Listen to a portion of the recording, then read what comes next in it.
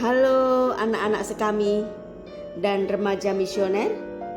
Salam jumpa lagi dengan Bunda Iren dalam Do Re Mi, doa dan renungan misioner bersama sekami Paroki Santo Petrus dan Paulus Argapura Keuskupan Jayapura. Pada hari ini Kamis tanggal 8 Januari 2026, hari biasa sesudah penampakan Tuhan dengan warna liturgi putih. Mari kita menyiapkan kitab suci. Kita membuka Lukas bab 4 ayat 14 sampai 22a. Namun sebelum kita membaca dan merenungkannya, marilah kita terlebih dahulu berdoa. Mari kita berdoa. Demi nama Bapa, Putra, dan Roh Kudus. Amin. Tuhan Yesus yang baik, selamat pagi kami haturkan kehadirat-Mu. Kami bersyukur pada hari ini kami boleh berkumpul dan mendengarkan sabda-Mu. Buka hati dan pikiran kami agar mampu memahami kehendak-Mu. Curahkanlah Roh Kudus-Mu kepada kami supaya kami tidak hanya mendengar firman, tetapi juga melakukannya dalam kehidupan kami sehari-hari. Ajarilah kami untuk melihat sesama seperti Engkau melihat, dengan kasih, kepedulian, dan keperpihakan kepada yang kecil dan lemah. Demi Kristus Tuhan dan Juru Selamat kami yang hidup dan berkuasa, kini dan sepanjang masa. Amin. Demi nama Bapa, Putra, dan Roh Kudus. Amin. Mari kita siapkan bacaan Injil Suci pagi hari ini. Inilah Injil Suci menurut Santo Lukas. Dimuliakanlah Tuhan. Lukas bab 4 ayat 14 sampai 22a. Dalam kuasa Roh kembalilah Yesus ke Galilea, dan tersiarlah kabar tentang Dia di seluruh daerah itu.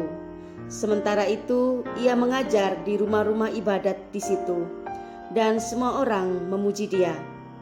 Ia datang ke Nazaret tempat Ia dibesarkan, dan menurut kebiasaannya pada hari Sabat Ia masuk ke rumah ibadat, lalu berdiri hendak membaca dari Alkitab.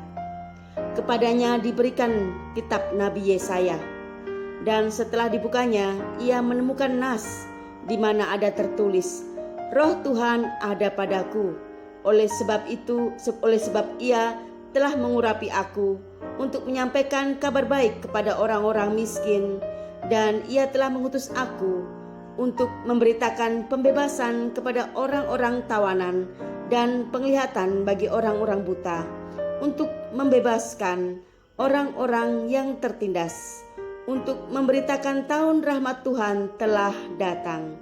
Kemudian ia menutup kitab itu, memberikannya kepada pejabat, lalu duduk, dan mata orang dalam rumah ibadat itu tertuju kepadanya. Lalu ia mulai mengajar mereka, katanya, pada hari ini genaplah nas ini sewaktu kamu mendengarnya. Dan semua orang itu membenarkan dia, dan mereka heran akan kata-kata yang indah yang diucapkannya. Lalu kata mereka, bukankah ia ini anak Yusuf? Demikianlah sabda Tuhan. Terpujilah Kristus. Anak-anak sekami dan remaja misioner, barusan tadi kita membaca renungan dari Lukas 4 ayat 14 sampai 22. Mari kita merenungkan bagaimana Tuhan melihat hati, bukan penampilan. Ketika Yesus kembali ke Galilea dalam kuasa Roh, kabar tentang Dia tersebar kemana-mana, di mana Ia mengajar di rumah-rumah ibadat, menyembuhkan orang sakit dan banyak melakukan mujizat sehingga banyak orang memujinya. Ia datang ke Nazaret tempat Ia dibesarkan, kampung halamannya. Dalam menurut kebiasaannya, pada hari Sabat, Ia masuk ke rumah ibadat, lalu berdiri hendak membaca kitab. Dan kepadanya diberikan kitab Nabi Yesaya yang berbunyi, Roh Tuhan ada padaku untuk menyampaikan kabar baik kepada orang-orang miskin, membebaskan orang-orang tawanan, memberi penglihatan kepada orang-orang buta, dan membebaskan orang-orang tertindas. Teks yang dibacakan Yesus bukan sekedar bacaan indah, melainkan seperti sebuah pernyataan jati diri, misi dan karya penyelamatan yang Yesus ungkap, bahwa Ia membawa kabar baik kepada orang miskin, bahwa karya keselamatannya, kehadirannya adalah untuk menghadirkan kasih Tuhan bagi semua orang, terutama mereka yang lemah, sedih, dan tersisih. Selanjutnya Yesus berkata dengan tegas, pada hari ini genaplah nas ini sewaktu kamu mendengarnya. Semua orang itu membenarkan Dia, dan mereka heran akan kata-kata yang indah yang diucapkannya. Hingga ada yang berkata, bukankah Ia ini anak Yusuf?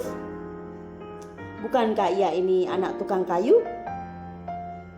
Ya, sepertinya mereka melihat Yesus hanya dari luar, dari latar belakang keluarga dan pekerjaannya. Seringkali kita juga seperti orang-orang di Nazaret. Kita mudah menilai orang dari penampakan luarnya. Bagaimana dia secara sosial, jabatan orang tuanya, nilai rapot teman yang lebih tinggi, yang lebih bagus, bagaimana kepintaran di sekolah, bagaimana kondisi ekonomi sosial seseorang. Kita sering menganggap yang hebat adalah yang pintar, terkenal, kaya. Padahal Tuhan tidak melihat seperti manusia melihat. Tuhan bisa memanggil siapa saja. Ia tidak memilih orang karena jabatan sosial, kekayaan, atau prestasi akademis. Tuhan memilih orang yang mau membuka hati, mau belajar, mau berbuat baik. Yesus sendiri memberi contoh. Ia tidak datang sebagai orang kaya atau pejabat penting, tetapi sebagai pribadi sederhana. Namun justru melalui hidupnya, Tuhan menghadirkan kabar baik, menjadi pengharapan, menjadi kasih bagi banyak orang. Di mata Tuhan, yang terpenting bukan siapa kita di hadapan manusia, tetapi bagaimana hati kita di hadapannya. Selanjutnya, bagaimana kita juga melanjutkan misi penyelamatan Kristus dengan menjadi saluran berkat bagi yang miskin, menderita, dan tersingkir. Mungkin kita tidak bisa melakukan hal besar seperti Yesus, tapi kita bisa meneladani misinya dalam hal sederhana, seperti berbagi atau peduli kepada teman yang kekurangan, menghibur teman yang sedih atau merasa sendirian, tidak membuli atau merendahkan orang lain, berani berkata jujur, dan membela yang lemah. Ketika kita melakukan hal-hal kecil dengan kasih, kita ikut ambil bagian dalam karya penyelamatan Kristus. Melalui sikap dan tindakan kita, kabar baik tentang kasih Tuhan bisa dirasakan orang lain. Di sekolah, di rumah, lingkungan gereja, dan sekitar. Mari kita lanjutkan doa anak misioner Indonesia. Demi nama Bapa, Putra, dan Roh Kudus. Amin. Tuhan Yesus, Engkau diutus Bapa menjadi berkat bagi dunia dan menjadi juru selamat bagi manusia. Utuslah kami anak-anak dan remaja misioner di Indonesia untuk menjadi sahabat yang kuat bagi yang lemah, sahabat yang rela berkorban bagi yang menderita payah, sahabat penghibur bagi yang sakit dan gelisah. Tuhan Yesus, kami pun ingin jadi utusan-utusan kecil-Mu, teman setia bagi yang tersingkir dan terlantarkan, teman bicara bagi yang kesepian dan terlupakan, sobat yang gembira bagi yang sedih dan susah, sobat penuh penghargaan bagi yang baik tak dicintai. Tuhan Yesus, utuslah kami dengan bantuan Roh Kudus-Mu menjadi garam dan ragi yang baik, menjadi terang dan obor cemerlang, membawa kegembiraan dan pengharapan. Tuhan Yesus, kuduskanlah badanku dan kuduskanlah jiwaku. Kupersembahkan diriku padamu hari ini. Berkatilah semua anak dimanapun. Berkatilah semua orang yang kami jumpai. siapapun mereka. Amin. Demi nama Bapa, Putra, dan Roh Kudus. Amin. Anak-anak terkasih, remaja misioner, demikian tadi renungan singkat di pagi hari ini.